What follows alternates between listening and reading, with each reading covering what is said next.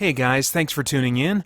We've got a ton going on here at Spirit Blade Productions and Christian Geek Central, including our in-depth Bible study for geeks, movie, game, and other entertainment reviews or commentary, live streams, Christian geek news, original audio dramas, and tons more. And on top of all that, you can become a Spirit Blade insider with an influential voice and get access to exclusive content and rewards. It's your involvement as a patron that will keep all of this going and growing, so I want to thank you for your consideration in that. For more information, please check out our Patreon page through the link below at patreon.com/spiritbladeproductions. Thanks for listening. Well, my editing skills are crap, but can the same thing be said about Skylines? Stick around and find out. Shugga-dum, jugga-dum, jugga-jugga-jugga-dum, dung, jugga-dum, dung, jugga-jugga-jugga-dum, jugga-dum, jugga-jugga-dum, jugga-ding-ding, jugga-ding, jugga-jugga. Hey, I'm Peter Franson from christiangeekcentral.com and Spirit Blade Productions. This is my uncut review of Skylines. The synopsis on IMDb reads, when a virus threatens to turn the now Earth-dwelling friendly alien hybrids against humans, Captain Rose Corley must lead a team of elite mercenaries on a mission to the alien world in order to save what's left of humanity. Alright, so just a little bit of background. I don't usually set out to watch and review movies that I suspect I will dislike. I don't want to have like a negative bent to my channel, and so I tend to only review entertainment that I think I've got at least a 50% chance of enjoying. That was not the case with this movie. I thought that there was a higher than 50% chance that I would dislike it, but I have such a soft spot for the first movie in this trilogy, which this movie closes out. The original movie is called Skyline, and that released in the early 2000s, I want to say, and at the time was really striking to me as a sci-fi horror alien invasion movie, where it was a first-time team of directors that were normally known for doing visual effects on films.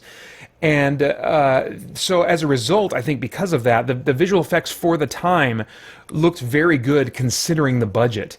And so I really just had my eye on the possibility of a sequel, especially since that movie ends in a way that really begs for a sequel.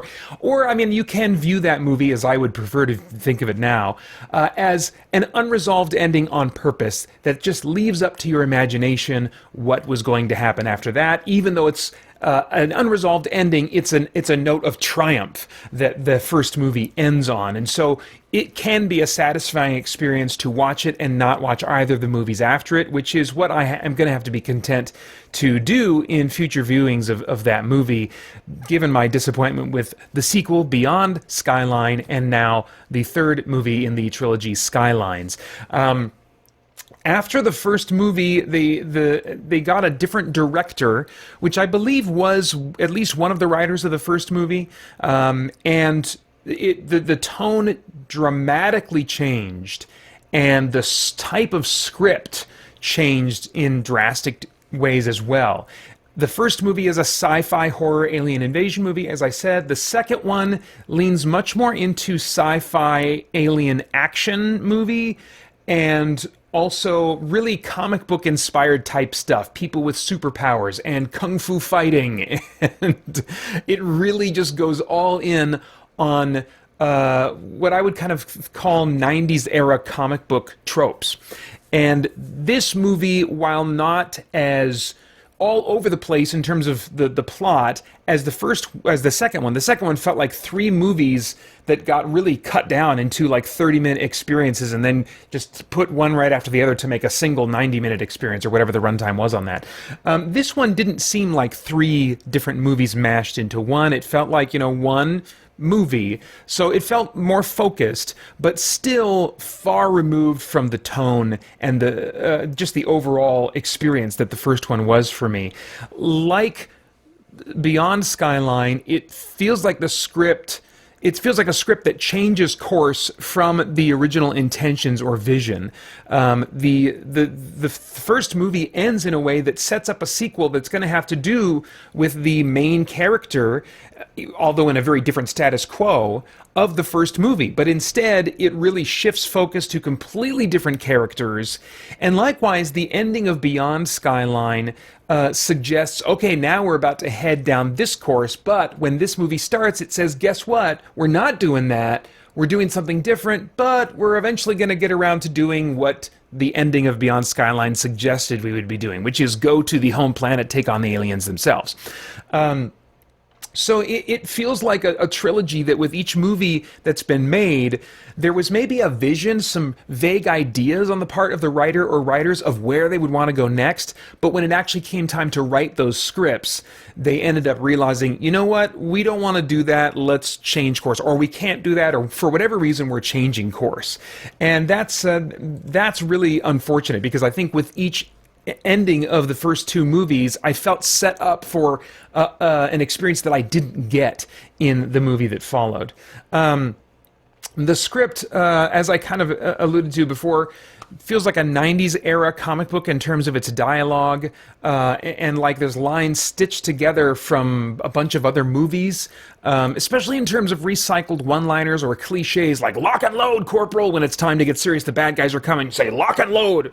Okay, you know, when someone's trying to do something and someone else is standing guard, and bad guys start swarming in, what do you say? You say, "We've got company. We've got company." So that's another very standard line in these kinds of movies. And then, of course, the ever classic, "We're not in Kansas anymore." And those are just three examples, and this movie is littered with a bunch of kind of cliche bits of dialogue like that, or other moments that just in some way feel intentionally or unintentionally recycled from other movies that the writer or writers have seen.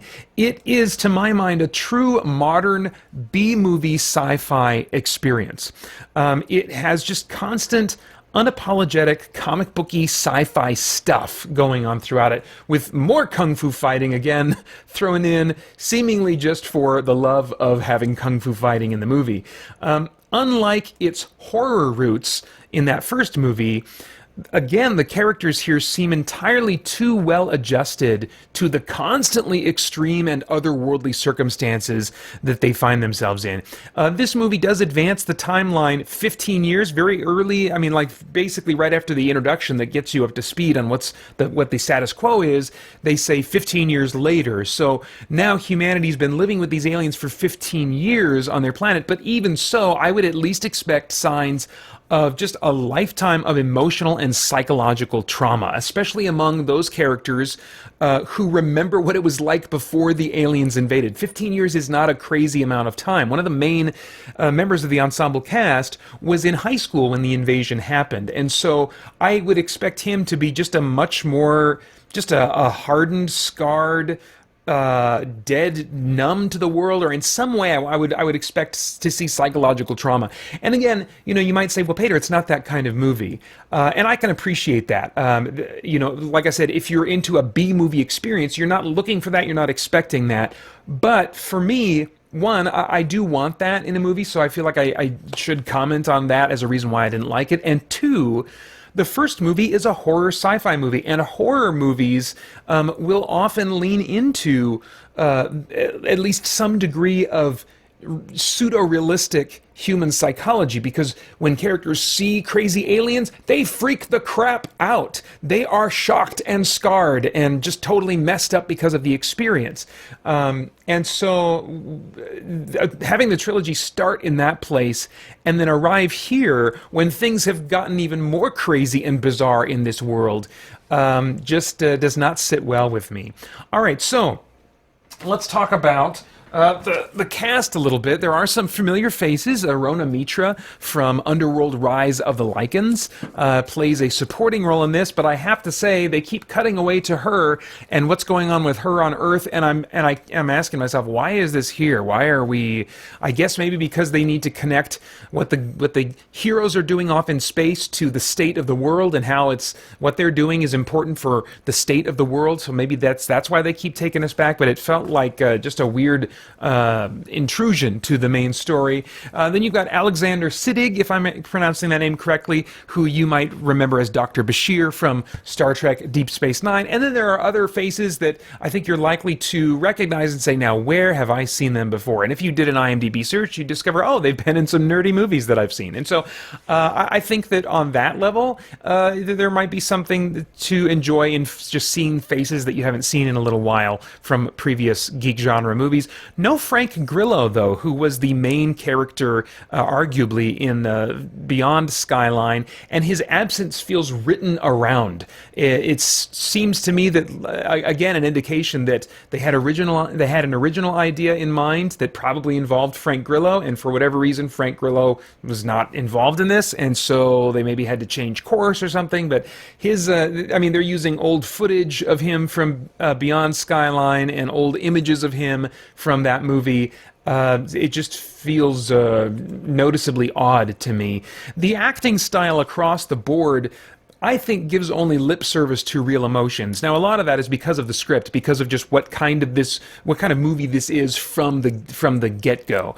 But I still would have appreciated the actors and the directors combining their efforts to produce some subtext that felt a little bit more psychologically realistic. Mostly what we get in this movie is serious looks, furrowed brows, instead of the tears and horrified shock that I would expect in a world like this. One example that I think kind of exemplifies this style so well is there's a scene where a woman has just gotten her leg cut off, and she is carrying on a conversation with mere wincing as though she had only twisted her ankle. And it's just not... if someone loses a leg, I want Saving Private Ryan. That's really what I want from those kinds of moments in movies. There are also a couple of actors that were clearly only cast for their skill in martial arts fight choreography. There's one character, kind of a supporting role, that for the whole movie, I didn't wonder until his last scene. In one of his last scenes, I was like, I've been noticing this whole movie, this guy has a really thick accent. I'm curious as to why they cast him in this role when he has for an English-speaking role, and he clearly is struggling with that some. And then, right after I finished asking myself that question mentally, he breaks into a kung fu fight, and I'm like, oh, okay, well, that's why they cast him. As far as the stunts go, the budget seems to have dramatically decreased with each movie in this trilogy, unfortunately. CG, sets, costumes all look like early to mid 2000s TV shows. So that reminds me of Stargate, SG-1, maybe like Gene Roddenberry's Andromeda, maybe some Farscape in there. I actually think that they are a little bit better, a little bit more advanced than those things, but the quality is close enough to that era of television, sci-fi television, that I kept thinking about that. My mind kept drawing parallels to that era of television, and that's not what I would expect when you can get premium television shows now that look far better and have far much more put into them. Then it feels a little odd to watch this kind of indie movie not be even remotely on par with premium television today. As far as themes, is there anything of moral, philosophical, or spiritual significance going on in the themes of this thing that might stimulate some worthwhile thought and conversation?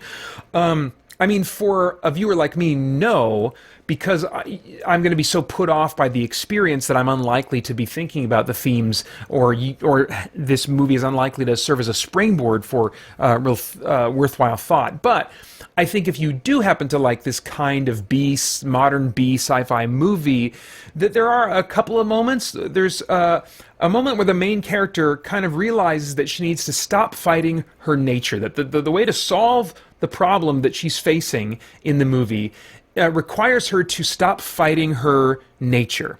And by that, I think what they mean is her tendencies, what kind of feels right to do.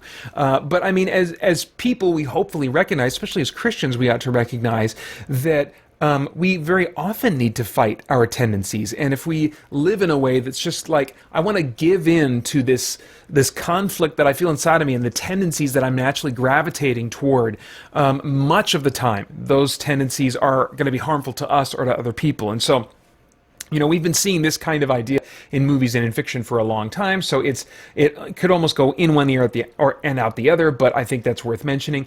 Another one is the idea of perceived enemies actually being more complicated and sympathetic than we think. There's one character that really misjudges another character for most of the movie, and near the end kind of says that as I got to know the real you, who you really are, I discovered that, you're not the simplistic villain that I thought you were, that the situation is complicated. I use the words complicated.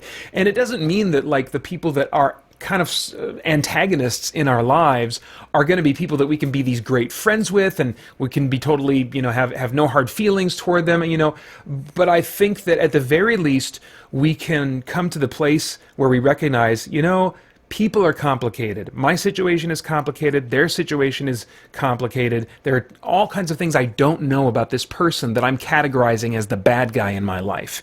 And I think that is a worthwhile thing to consider. All right, well, I have no idea what your tastes are in movies, but if I were a time traveler, I'd go back in time and say, Peter. Oh, man. Skip this one. Just enjoy what you still can of the original Skyline.